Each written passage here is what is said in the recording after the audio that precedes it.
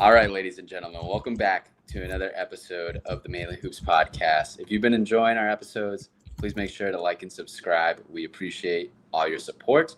We've got a good Big 12 matchup here. Iowa State at Kansas. Kansas has been struggling a little bit as of late. They dropped their last game here. Iowa State still undefeated, 16-0. The line favors Iowa State 3.5. Marcus, I want you to tell us your thoughts on this matchup. Yeah, I think it's a really interesting game. Like, Kansas has not played the best up to this point. They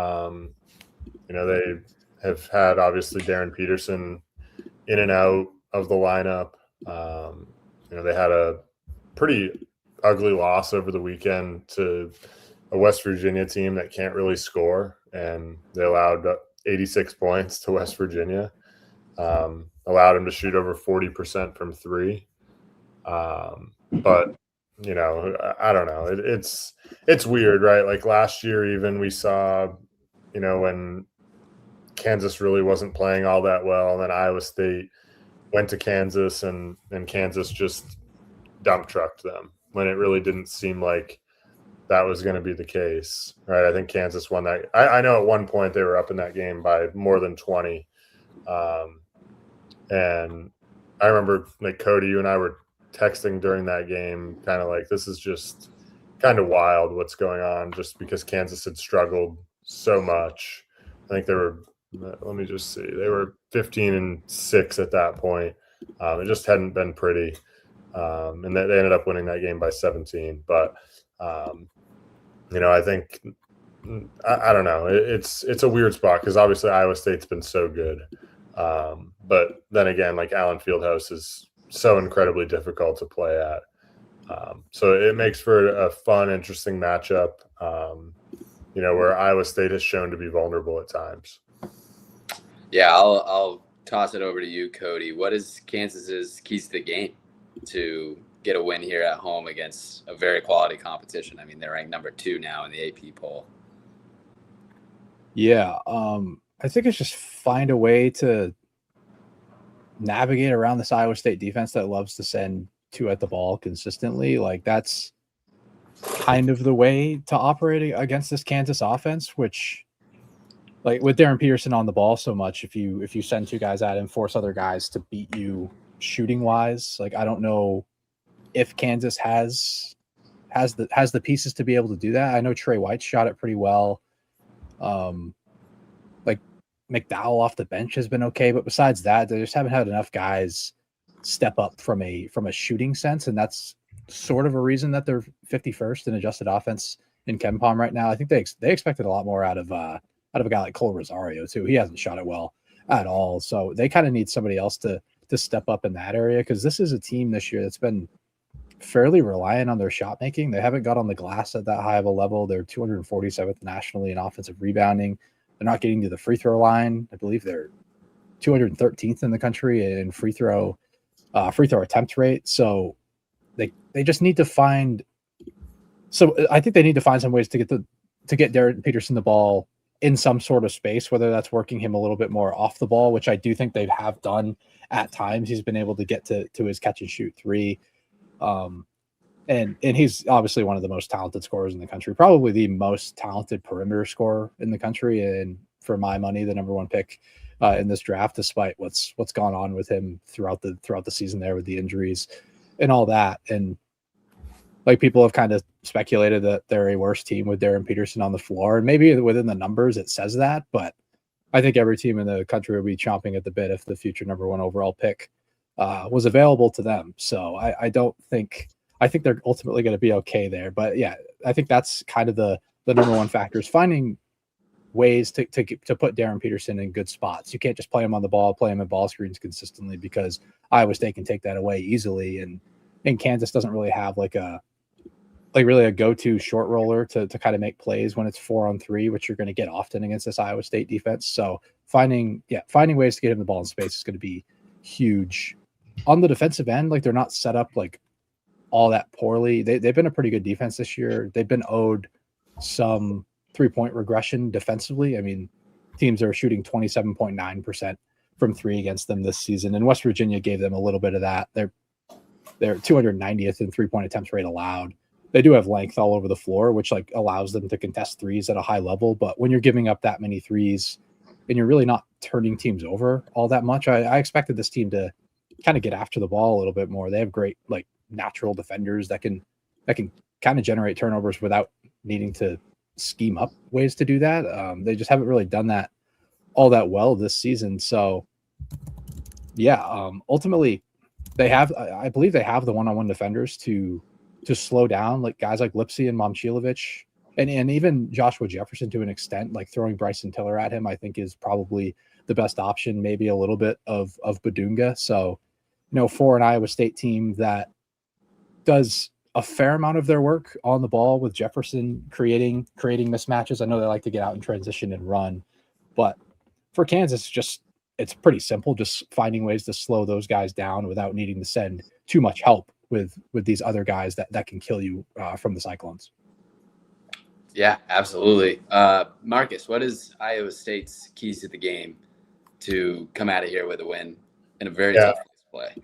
Yeah, I know Cody mentioned it a little bit, like just Kansas not being very good on the glass. And, I think that's going to be pretty big in this game. If Iowa State, especially on the road, if they can just dominate the glass, which I think they have some ways to do that. Like Kansas doesn't get on the offensive glass, but then on the defensive end, they're outside the top 100 in defensive rebound rate. You've got an Iowa State offensive rebounding attack that's inside the top 30. So if they can generate extra possessions, that always, as we talk about a lot, like that always goes a long way on the road. Also I think on the offensive end, especially like I guess in pick and roll situations, I think you try and put like Badunga in pick and roll stuff. They show a lot of like high hedge with him. And the other day, like West Virginia doesn't really have the shooters all over the court to kind of beat you there.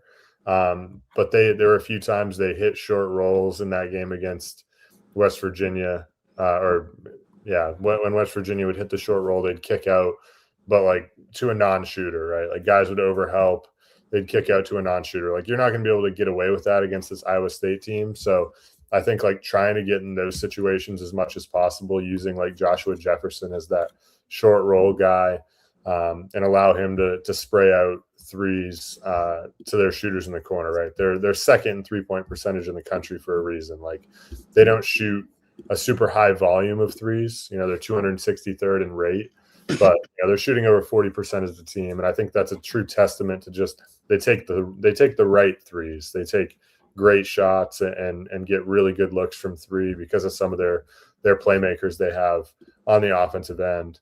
So I think it's just going to be like hunting those open threes that Kansas is going to give up at times. They're almost 300th in 3-point rate defense.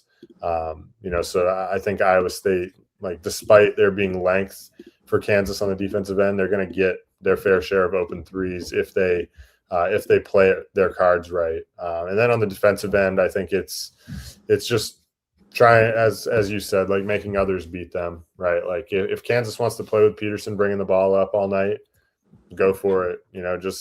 Put him in jail up top, make him give the ball up, and make others have to make shots. And then I think just trying to heat the ball up, turn Kansas over. It's a Kansas team that's like okay taking care of the basketball, 72nd in the country, but Iowa State, they're second ranked turnover rate defense in the country. So if they can do those things, control the glass, they can for sure go into Allen Fieldhouse and come away with a win.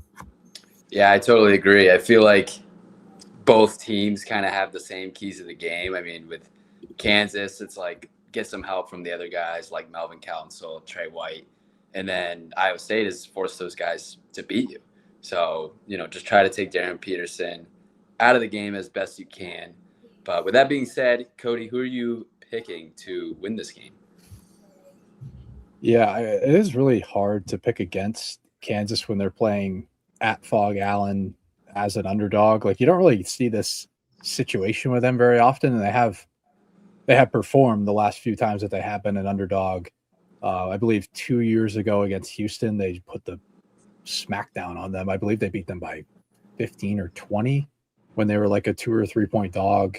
And then obviously I think they were a dog against Iowa State last year, I believe. And then I think that's really the only time. Those are the last 2 times they've been a home dog, and they've come through. But I'm going to go with Iowa State here. I do think they match up pretty well here, particularly on the defensive end. And I think they're, the cliche defense travels thing. I do think there's like obviously some truth to that, and their offense has been absolutely humming as well. So I just think they're the more complete team right now with the good schematics defensively to get the ball out of Peterson's hands and force some other guys to beat them. So I like the Cyclones here. I'll take them 74-70. All right, Marcus, who do you like here? Yeah, I like Iowa State to win this game as well. I just think they're the better team, and that goes a long way. But they do match up well, like Cody said. Their defense can travel. I think the thing about Iowa State is they can just win in so many different ways. I think like they have the offense. It used to just be a defense. If they're going to win, it's going to be their defense. But now that like they have a great offense, their defense is still elite. I think they will be able to go in here to Allen Fieldhouse and take down the Jayhawks, kind of sending Jayhawk fans into a bit of a spiral. I know they're probably hurting after that loss against West Virginia over the weekend, but I'm going to say Iowa State wins this one fairly close, low scoring. I'm going to say they win like 72-67. Yeah, I'm right there with both of you guys. I've been impressed with Iowa State thus far, and I've been not so impressed with Kansas, if I'm being honest. I mean, I think they have a lot of weapons, and I think they can be a really good team, but they just haven't found a way to piece it all together. So I'm going with Iowa State. Similar score as you two, 73-68 Iowa State. So we're all kind of right in the same ballpark. But anything else to add here? All right, let's wrap it up here. As always, thank you for listening to the Mainly Hoops podcast.